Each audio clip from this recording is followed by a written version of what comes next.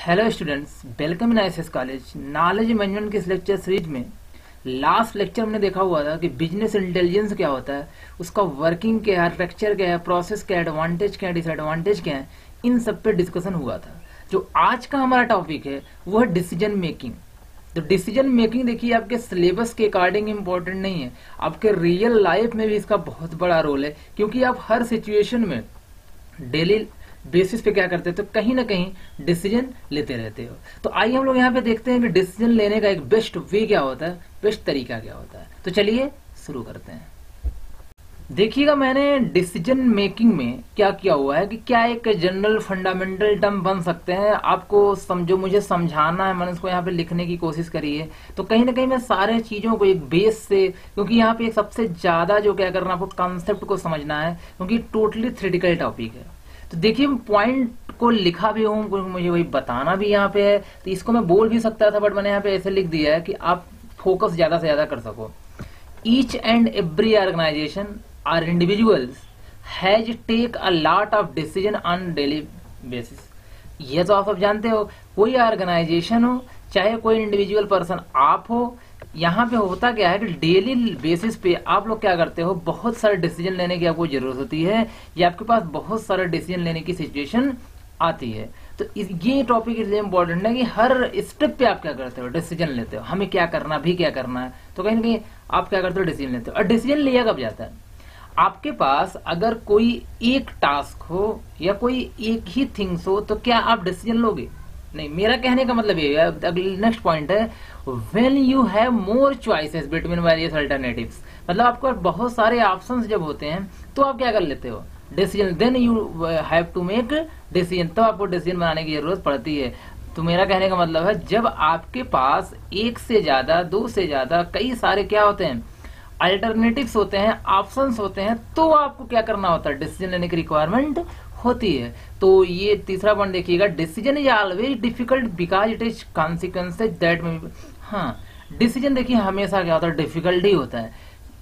वो जब भी आप कोई डिसीजन लेते हो, चाहे सिंपल सा, आपको भले लगता है बहुत आसान सा डिसीजन, लेकिन हमेशा क्या होता है, डिफिकल्ट माना जाता है, क्योंकि उसके पास कॉन्सिक्वेंसेज होते हैं। मतलब या तो पॉजिटिव होगा तो क्या होगा, नेगेटिव होगा। अगर आपने डिसीजन क्या किया, सही में ले लिया, तो कहीं ना कहीं आप बहुत बेस्ट कर सकते हो, लेकिन वही डिसीजन अगर रॉन्ग वे में हो गया तो आपका, बोल सकते हैं ना, सारा किए कराए पर पानी फिर जाए। आई थिंक कहने का मतलब ये हुआ कि आप किसी एक मोड़ पर क्या हुए हो, आप स्टैंड ले वहां पे खड़े हुए हो, उसके बाद आपको डिसीजन वहीं से लेना है। तो एक डिसीजन कहाँ ले सकता है, आपको चोटी पर पहुंचा सकता है, और दूसरा डिसीजन अगर वही सेम डिसीजन गलत हो गया, आपको खाए में भी गिरा सकता है। तो मेरा कहने का मतलब ये हुआ यहाँ पे कि डिसीजन हमेशा आपको बहुत डिफिकल्ट होता है। इसलिए जब भी आप डिसीजन लें, सोच समझ कर लें, क्योंकि उसके पास कॉन्सिक्वेंसेज होते हैं, वो चाहे पॉजिटिव हो चाहे क्या हो, नेगेटिव हो। इतना ये इस चीज का आप ध्यान यहाँ पे रखिएगा।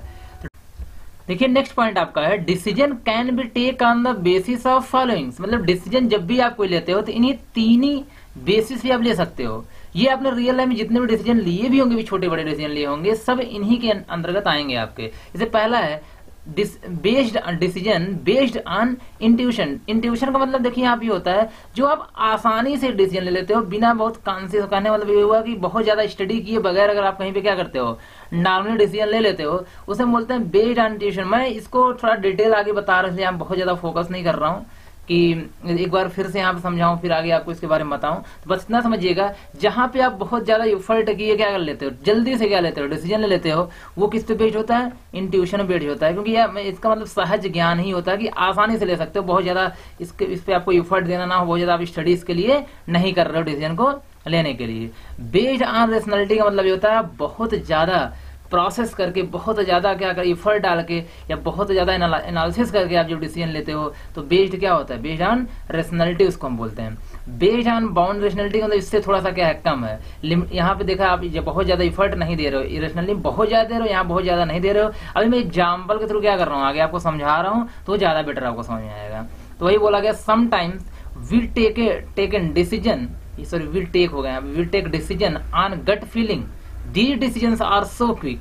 इसका मतलब जैसे यहाँ पे हुआ गट फीलिंग होता है, आप बोलते हो मेरा दिल कह रहा है, मुझे ऐसा फील हो रहा है कि मुझे ये कर लेना चाहिए, देखिए अक्सर मोस्टली क्या होता है, ये भी इसके अंतर्गत आ सकता है इंट्यूशन के अंदर, क्योंकि कभी कभी आपको गट फीलिंग कहती है कि मुझे ये करना चाहिए, नहीं मेरा दिल कह रहा है कि मैं ये करना चाहता हूँ। आप कपड़े लेने गए हो, मोस्टली क्या होता है, आप कपड़े लेने गए हो, वहां पे आप कोई शर्ट आपको पसंद आई, 3-4 शर्ट पसंद आई, तो लगता है कि हाँ यार ये मन कर रहा है ये ले लें। अब जो भी आपका कभी भी आप डिसीजन लेते हो तो आप गट फीलिंग के हिसाब डिसीजन लेते हो, तो वो डिसीजन बहुत जल्दी हो जाता है, वहां पे बहुत ज्यादा आपको सोचना नहीं पड़ता, क्योंकि वहां जहाँ पे जो भी आपके अंदर आता है, जो आपकी दिल करता है, आप उसको क्या करते हो, उस हिसाब से डिसीजन ले लेते हो। तो डिसीजन ऐसे इस तरीके से भी आप क्या कर सकते हो, मोस्टली डिसीजन लेते हो।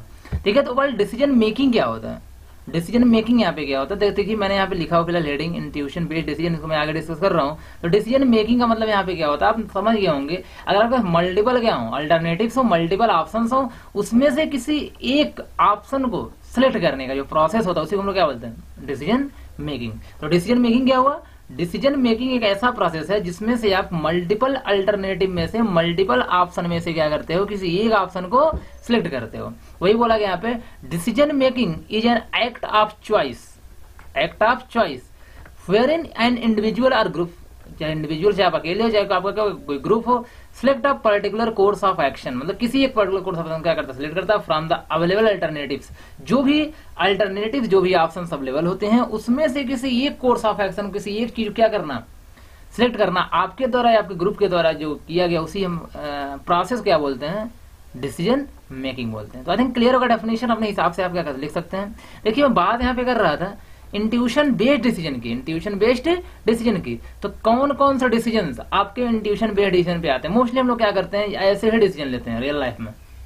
जैसे देखिए पहला, अगर आप एक्सपीरियंस के बेस पे कोई डिसीजन ले रहे हो, फॉर एग्जांपल जैसे कोई चीज आप यूज कर चुके हो, जैसे कोई शूज लेने जाते हो आप लोग, कौन सा शूज लेना है, तो कहते हैं यार एक बार मैं यूज कर चुका हूँ, आपको कोई फ्रेंड होकर है मैं इसको 2 बार यूज कर चुका हूँ, बहुत अच्छा भाई। कहने का मतलब ये हुआ यहाँ पे कि आप अगर एक्सपीरियंस मतलब उसको आप यूज कर चुके हो, आपका उस चीज का एक्सपीरियंस है, उसके बेस पे आप अगर डिसीजन ले रहे हो तो तो ओवरऑल क्या होगा, अगर आप उसके बेस पे डिसीजन ले रहे हो तो कहीं ना कहीं आपको टाइम नहीं लगता, तो आप कहीं ना कहीं क्या करते हो, सिलेक्ट कर लेते हो चीजों को, चाहे आप वहां पे आपको कोई प्रोसेस, कोई एनालिसिस ज्यादा करने की जरूरत नहीं पड़ती है। तो अगर एक्सपीरियंस के बेस पे आप कोई डिसीजन ले रहे हो तो किसके अंदर आएगा, इंट्यूशन के अंदर आएगा। यहाँ पे जनरली क्विक डिसीजन होता है, बहुत प्रोसेस या बहुत ज्यादा एनालिसिस करने की जरूरत आपको नहीं पड़ती है। देखिए दूसरा यहाँ पे अफेक्शन है। अफेक्शन का मतलब जैसे होता है इमोशंस, मैंने यहाँ पे लिख दिया इमोशंस। जैसे मैंने वही बताया ना, जैसे होता क्या है कि हाँ आप इमोशनली आपका दिल कर रहा है कि हाँ आप क्या करो, इस चीजों को ले लो, तो वहां भी आपको टाइम नहीं लगता। जैसे कोई वर्क करना जा रहे हो, मैं कैरियर की बात कर रहा हूँ, मैं यहाँ तक कि आपको छोटी छोटी डिसीजन की बात कर रहा हूँ कि जो कौन कौन से इंट्यूशन बेस्ड डिसीजन होते हैं। जैसे आपके एक्सपीरियंस के बेस पे हो गया, ऐसे ही किसी चीज से आप इमोशनली अटैच्ड हो कि आपका दिल कर रहा है कि आप इसको लेना चाहते हो या आप ये करना चाहते हो, तो अगर आप अफेक्टेड हो, ठीक है, आप क्या उस किसी चीज से जुड़े अफेक्टेड हो उस चीज से, उसके बेस पे आप डिसीजन ले रहे हो, उसकी तरफ जा रहे हो, तो वो भी किसके अंदर आएगा, इंट्यूशन के अंदर आएगा। तो मोस्टली क्या होता है, हम लोग जब देते हैं एक्सपीरियंस, अफेक्शन हमारे साथ बहुत होता रहता है। वैल्यू और एथिक्स, वैल्यू तो आप जानते ही हैं, जैसे हर किसी की एक वैल्यू होती है। वैल्यू का मतलब यहाँ पे हो गया, जैसे एक लेवल होता है ना आपका, जैसे आपका एक लेवल होता है, नहीं मुझे यही चीज लेनी है। कहीं ना कहीं वैल्यू का मतलब देखिएगा, जैसे कोई कहता है मुझे ब्रांड ही खरीदना है, उसका लेवल क्या है, अगर कितने अच्छी चीजें क्यों ना हो, मतलब सामने अगर आ गई कोई भी चीजें आ गई, मैं ज्यादातर देखिए हम लोग जैसे आप सब स्टूडेंट्स हैं, और स्टूडेंट्स आप लोग के हिसाब से मैं यहाँ पे एग्जांपल ले रहा हूँ मोस्टली, इसलिए मैं बार बार शॉपिंग प्रोडक्ट का ही ले रहा हूँ। मैं किसी ऑर्गेनाइजेशन का बहुत ज्यादा यहाँ पे डिसीजन नहीं ले रहा हूँ, तो क्योंकि आप ऑर्गेनाइजेशन भी ऐसी ही सिचुएशन आती है, ऐसी ही चीजें आती हैं, चाहे आपको एम्प्लॉय सेलेक्ट करना हो, चाहे आपको किसी प्रोडक्ट के बारे में, चाहे कोई प्लान बनाना हो, कोई भी डिसीजन आपको लेना होता है, तो वहां पे आप क्या करेंगे, इन्हीं चीजों को अलग अलग तरीके से पेश करेंगे, फिर समझाएंगे। वैल्यू का मतलब जैसे मैंने बोला आपके पास यहाँ पे ला के कई सारे प्रोडक्ट मैं लेकर रहता हूँ, सूज ही ले लेता हूँ यहाँ पे, तो ला के रख दिए गए, तो आपकी वैल्यू, आप चाहते नहीं मुझे ब्रांड ही लेना है, तो जो ब्रांड होगा आप वही लोगे वहाँ पे, ठीक है। वहाँ पे आपको डिसीजन पहले से फिक्स है, मुझे ब्रांड क्योंकि आपकी एक वैल्यू, तो वैल्यू बेस्ड भी अगर आपके लेवल बेस्ड भी आप क्या करते हो, डिसीजन लेते हो, तो भी किसके अंदर आता है, वो इंट्यूशन के अंदर आता है, क्लियर, इंट्यूशन के अंदर आता है। इथिक्स का मतलब है कि जैसे एक आपका लीगली आप सारे काम कर रहे हो, जैसे इथिक्स का मतलब होगा आप इथिकल हो, साथ ही साथ आप ओवरऑल ह्यूमन वैल्यूज को समझते हो। तो कहीं ना कहीं मेरा कहने का मतलब ये है कि आप जो भी करो लीगल करोगे, या लीगलाइज हो गए आप, मतलब लीगल की तरफ आप जाना चाहोगे, तो उसके बेस पे आप डिसीजन कर लेते हो, क्योंकि इन सब में टाइम नहीं लगता। जैसे एक्सपीरियंस है, तुरंत गए तुरंत ले आप ले सकते, थोड़ी देर बाद अफेक्शन, हाँ दिल कर रहा है आप ले लिए, वैल्यू ब्रांड मुझे यही चाहिए। तो सब कॉन्सियसनेस का मतलब वही हो गया यहाँ पे ओवरऑल 3-4 का मतलब कि आपको यहाँ बहुत ज्यादा स्टडी नहीं करनी उसके बारे में, जो दिल किया आपने क्या किया उसको ले लिया। तो कहीं ना कहीं ओवरऑल 3 ही यहाँ पे मेन है। तो मेरा कहने का मतलब यहाँ पे है कि अगर इन सब के बेस पे आप डिसीजन लेते हो, कोई भी डिसीजन लेते हो, तो किसके अंदर आता है, इंट्यूशन बेस्ड डिसीजन। और ये डिसीजन क्या होते हैं, फास्ट होते हैं, क्विक होते हैं। क्लियर है यहाँ पे। तो कहीं ना कहीं देखिए डिसीजन लेना आसान नहीं होता, कोई भी चीज डिसीजन लेना इतना आसान नहीं होता है, कोई भी चीज हो छोटी बड़ी हो। लेकिन हाँ, ये जो इंट्यूशन बेस्ड डिसीजन होते हैं बहुत ही क्या होते हैं, माना जाता है बहुत फास्ट होते हैं, क्योंकि आप इनके बेस पे डिसीजन लेते हो। अगर आप इनके बेस पे डिसीजन लेते हो तो आपको स्टडी करने की हो जाए उसके बारे में जरूरत नहीं पड़ती है। तो आई थिंक यहाँ तक तो क्लियर होगा। देखिएगा नेक्स्ट आपका है रेशनलिटी बेस्ड डिसीजन। देखिए इसमें क्या होता है, इसमें आप जो भी डिसीजन लेने जा रहे हो, जो भी आप डिसीजन लेने जा रहे हो, सबसे पहले क्या करना है वहां पे आपको उसमें कोई प्रॉब्लम सर्च करनी है, ये क्या प्रॉब्लम्स होती है, क्योंकि प्रॉब्लम सर्च करना बहुत ही डिफिकल्ट प्रोसेस होता है। ये भी ध्यान देना आप लोग, प्रॉब्लम सर्च करना बहुत ही क्या होता है, डिफिकल्ट प्रोसेस होता है, क्योंकि प्रॉब्लम सब्जेक्टिव होता है। आपके हिसाब से प्रॉब्लम है, दूसरों के हिसाब से प्रॉब्लम नहीं भी हो सकता है, इसलिए प्रॉब्लम को आइडेंटिफाई करना ही बहुत क्या है, बहुत क्रिटिकल केस है। बट यहाँ पे आपको प्रॉब्लम को डिफाइन करना ही करना है। डिफाइन करने के बाद उसके बहुत सारे क्या करने हैं, अल्टरनेटिव्स डेवलप करने हैं। दूसरा पॉइंट यही है, now we use to develop possible alternatives. जैसे आपको एक कोई शर्ट खरीदनी है, जो कोई शर्ट खरीदनी है तो सिंपल सी बात है कि आप ये सोचिए कि इस कलर का शर्ट नहीं होना चाहिए। जैसे एक प्रॉब्लम उसमें आ गई, यार इस कलर का, रेड कलर का शर्ट नहीं होना चाहिए। अब आपको जो भी शर्ट आपके सामने आएंगे, देखिए आपको डिसीजन क्या लेना है कि यार मुझे एक शर्ट खरीदनी है। अब उसमें प्रॉब्लम दिख गई आपको, कैसा नहीं होना चाहिए, उस रेड कलर का नहीं होना चाहिए। अब आपको क्या किया जाएगा, आप ऐसे ऐसे शर्ट वहां पे रखे जाएंगे या उसके द्वारा कि सिंपल सी बात वहां पे है कि जिसमें रेड ना हो। तो कहीं कहीं आपको ब्लू हो सकता है, कुछ भी हो सकता है, ब्लैक हो सकता है, कुछ भी, लेकिन रेड नहीं होगा।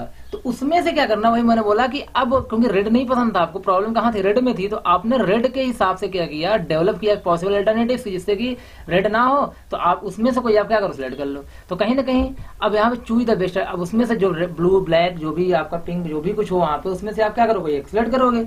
यही प्रोसेस क्या कहलाता है, सॉरी आज गले में थोड़ी प्रॉब्लम है। तो यही प्रोसेस क्या कहलाता है आपका, रैशनैलिटी बेस्ड डिसीजन। ये बहुत ही डिफिकल्ट प्रोसेस होता है, रियल लाइफ में यूज करना इतना आसान नहीं होता। क्यों? क्योंकि प्रॉब्लम का हर सोल्यूशन आप डिफाइन या डेवलप नहीं कर सकते हैं। मेरा कहने का मतलब है कि अगर आप ये चाहें कि मुझे बेस्ट डिसीजन मिल जाए, तो बेस्ट डिसीजन इसलिए नहीं मिल पाता यहाँ पे। क्यों? क्योंकि आप रियल लाइफ में जो भी आपकी प्रॉब्लम होती है, उसके हर सोल्यूशन को, हर अल्टरनेटिव को डेवलप करना इतना आसान वर्क नहीं है। कि अगर, क्योंकि एक प्रॉब्लम देखिए, आप उसको, उसके 100 अल्टरनेटिव हो सकते हैं, लेकिन आप 100 अल्टरनेटिव, 100 ऑप्शंस आपके पास हो सकता है ना हो, आप उसको सोच ना पाए। तो इस तरीके से हम यहाँ बोल सकते हैं कहीं ना कहीं पे कि देखिए पढ़िएगा, in this we need to define a problem quite well, clear है। Now we need to develop possible alternatives, choose the best alternatives. वही यहाँ पे लिखा गया, this is very difficult to apply in real life. I think clear होगा। Rationality व decision बहुत कम यूज होता है रियल लाइफ में, क्योंकि उसके मतलब हर तरीके की प्रॉब्लम को सॉल्व करना इतना आसान नहीं होता है। देखिएगा थर्ड आपका यहाँ पे है बाउंडेड रैशनैलिटी बेस्ड डिसीजन। इसमें क्या होता है, ये भी लगभग उसी तरीके से, बट यहाँ पे कुछ बाउंडेशन ही है कि उसमें बहुत ज्यादा कंडीशन, यहाँ पे कोई कंडीशन नहीं है। जैसे मोस्ट ऑफ द टाइम लिखा गया है पहला क्या, कि most of the time in real life it is quite difficult to know all alternatives. मैंने वही बता के आ रहा हूँ आपको कि अक्सर क्या होता है रियल लाइफ में, आप हर अल्टरनेटिव के बारे में नहीं जानते हैं या जानना बहुत डिफिकल्ट होता है। So mostly we take decision on the basis of bounded rationality. तो इस सिचुएशन में आप क्या करेंगे, जब भी डिसीजन लेंगे, किसके बेस पे, बाउंडेड रैशनैलिटी के बेस पे। फॉर एग्जाम्पल मैं एक एग्जाम्पल से आपको समझा दे रहा हूँ कि आखिरकार रैशनैलिटी क्या होती है और बाउंडेड रैशनैलिटी क्या होती है। देखिए जैसे आपके पास 3 जॉब्स हैं, जॉब क्या है, जॉब एक्स है, जॉब वाई है और जॉब जेड है। सैलरी इसकी कितनी है, 50,000, लेकिन ट्रेवल कितना करना है इसमें, 50 किलोमीटर ट्रेवल भी करना है। जॉब वाई की सैलरी कितनी है, 40,000, इसमें ट्रेवल कितना करना है, 30 किलोमीटर। जॉब जेड की सैलरी क्या है, 60,000, ट्रेवल कितना करना है, 25 किलोमीटर। अब देखिए यहाँ पे जैसे ही किसी पर्सन के पास जॉब का ऑफर आता है, तो देखता है सैलरी 50,000, ट्रेवल करना ठीक ही है यार, ओके, वो क्या करता है, इस जॉब को आई थिंक जॉब के लिए हाँ कर देता है, मतलब जॉब को एक्सेप्ट कर लेता है। कहने का मतलब मेरा ये हुआ, वो अगले के बारे में यहाँ पे नहीं देखता। मतलब मेरा कहने का मतलब है हर एक सोल्यूशन, हर एक अल्टरनेटिव के बारे में नहीं सोचता है, उसको जो पहले ऑफर होता है उसको सही लगता है तो उसको क्या कर लेता है। ये बाउंडेड यहाँ पे क्या हो गया, बाउंडेड ये हो गया कि ये सारे अल्टरनेटिव्स को नहीं देखता है, क्योंकि उसको हो सकता है दो देखे, सैलरी यहाँ पे देख रहा है कि 40,000 है, यहाँ पे 30, यहाँ पे चलो ठीक है सैलरी तो कम है बट ट्रेवल भी कम करना है तो उसके हिसाब से, लेकिन मेरा दो को देखा उसे सही लगा सैलरी ज्यादा मैं यही करूंगा, या किसी को लगा कि नहीं कम, अगर मुझे किलोमीटर चलना है 10,000 कम रहेगा तो भी चले, कोई प्रॉब्लम यहाँ पे नहीं है। तो कहीं ना कहीं इन दोनों को देख करके और डिसीजन ले लिया, लेकिन सारे अल्टरनेटिव्स के ऊपर नहीं गया। अब देखिए तो यहाँ पे क्या होगा कि अगर आप हर अल्टरनेटिव्स को नहीं देखना चाहते हो, यहाँ पे एक दो को देखने के बाद ही क्या करते हो आप सेलेक्ट कर लेते हो, तो वो बाउंडेड रेशनलिटी के अंदर आएगा। किसके अंदर आएगा, बाउंडेड रेशनलिटी के अंतर्गत आएगा।